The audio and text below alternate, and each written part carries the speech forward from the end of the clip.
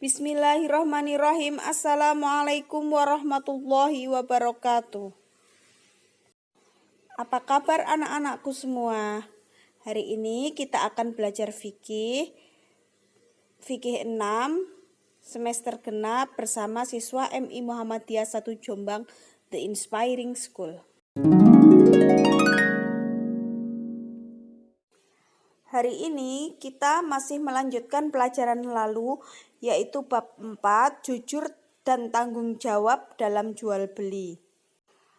Adapun subpokok bahasan yang akan kita pelajari pada pagi hari ini adalah rukun dan syarat sah jual beli, khiyar dalam jual beli, dan hikmah jual beli.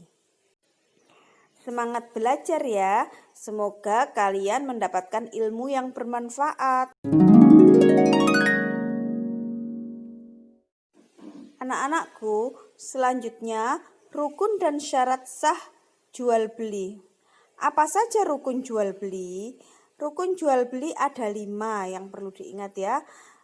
Jadi harus ada penjual, pembeli, barang yang diperjualbelikan, alat tukar dalam kegiatan jual beli, dalam hal ini uang, kemudian akad yaitu ijab kabul antara penjual dan pembeli. Dalam Islam jual beli harus memenuhi rukun jual beli yaitu 5 tadi, 5 itu. Misalnya barang yang diperjualbelikan tidak ada, itu berarti tidak memenuhi rukun dan tidak boleh di dalam Islam. Lalu syarat sah jual beli. Ada beberapa ya syarat sah jual beli. Pertama, syarat sah bagi penjual dan pembeli. Penjual dan pembeli harus sama-sama balik, berakal sehat, tidak ada pemborosan, suka sama suka.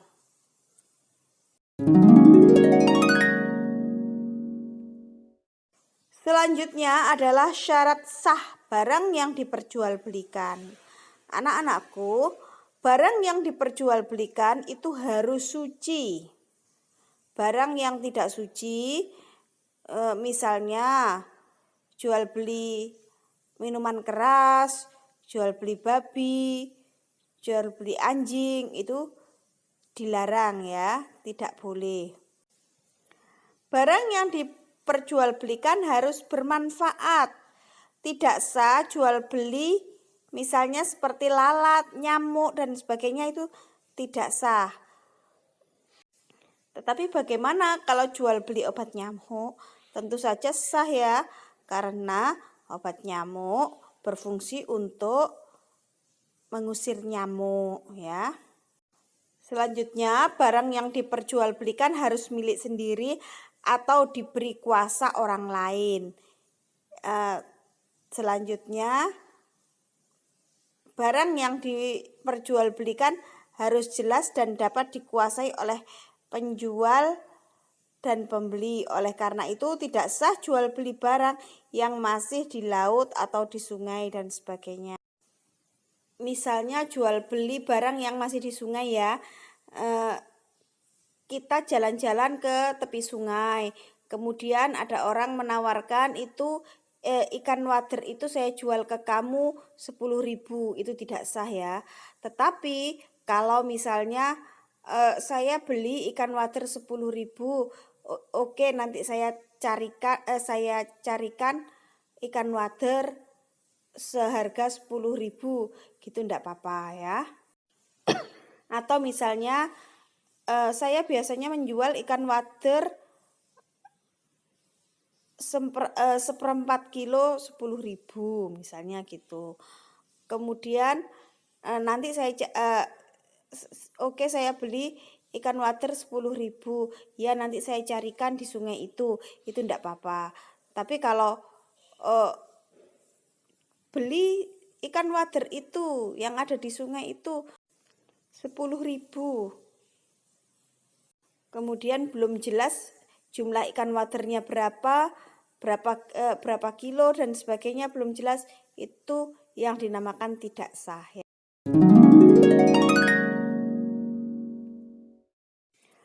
Selanjutnya, syarat sah ijab kabul. Kabul harus sesuai ijab.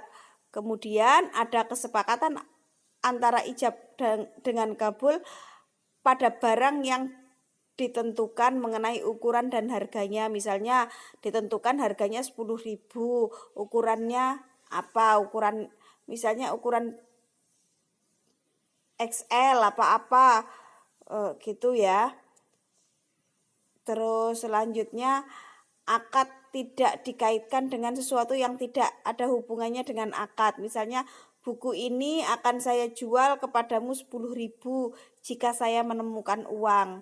Jika saya menemukan uang itu tidak ada kaitannya dengan jual beli itu tadi ya. Terus akad tidak boleh berselang lama karena itu masih berupa janji. Belum jual beli namanya ya.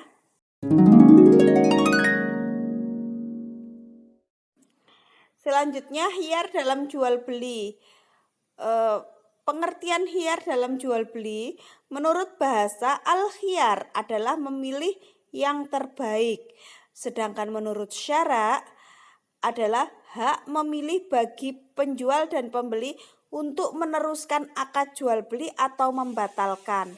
Hal ini agar kedua belah pihak dapat memikirkan sejauh mungkin kebaikan berlangsungnya jual beli atau kebaikan membatalkannya ya. Jadi jadi pembeli itu bisa memilih antara meneruskan jual beli atau membatalkan gitu ya, maksudnya menurut syara itu. Selanjutnya, khiyar yang sesuai aturan syara hukumnya mubah atau boleh. Tetapi khiyar untuk menipu hukumnya haram dan dilarang.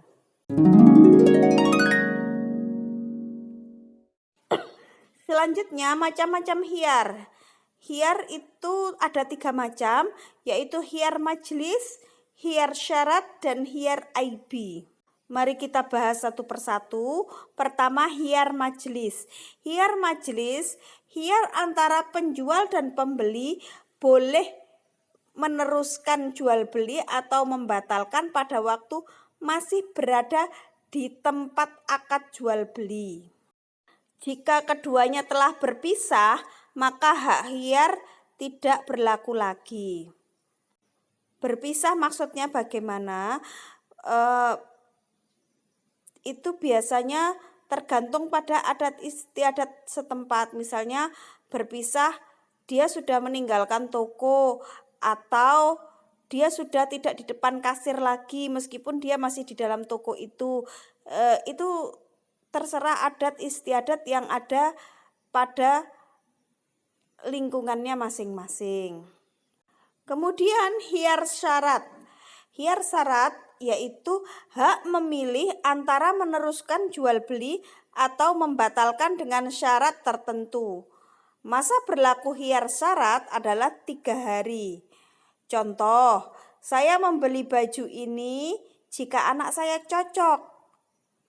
Kemudian dibawa pulang, apabila baju sudah dicoba dan ternyata anaknya cocok, maka jual beli dapat diteruskan.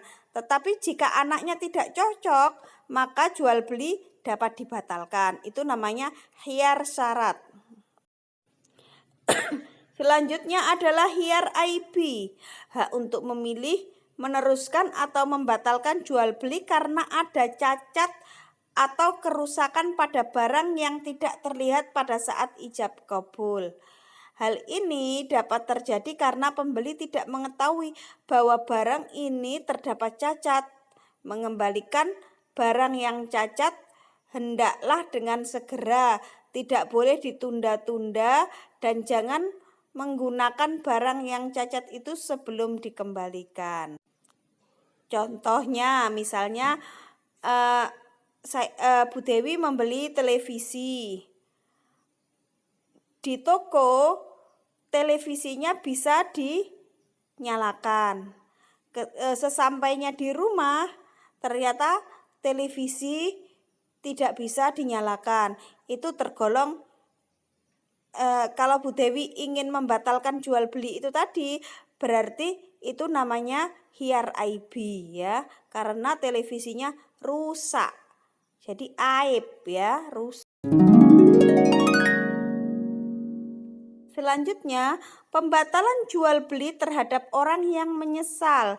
Jika jual beli telah terjadi, kemudian pembeli menyesal karena mungkin barang yang dibeli keliru atau alasan lain, dan pembeli menginginkan pembatalan jual beli, maka sangat dianjurkan kepada penjual untuk menerima pembatalan ya. Hiar dalam jual beli diperbolehkan oleh Rasulullah karena memiliki manfaat.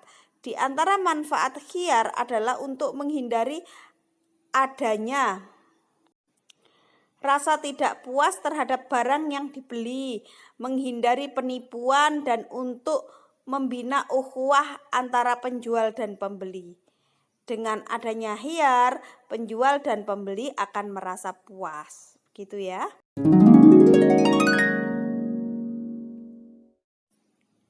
Selanjutnya adalah hikmah jual beli.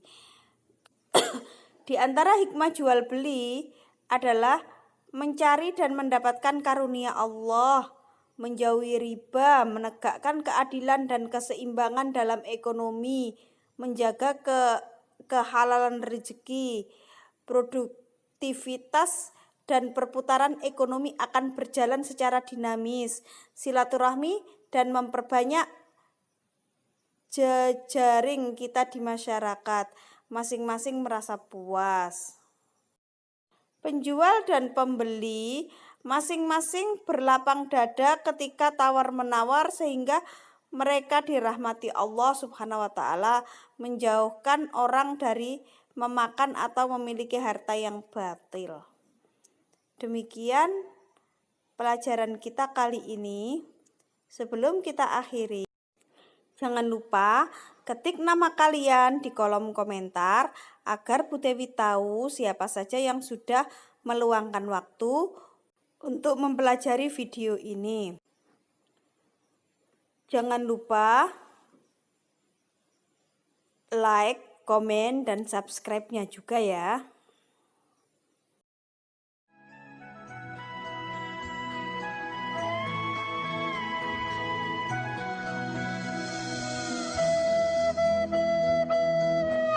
Sekian dari Bu Dewi. Wassalamualaikum warahmatullahi wabarakatuh.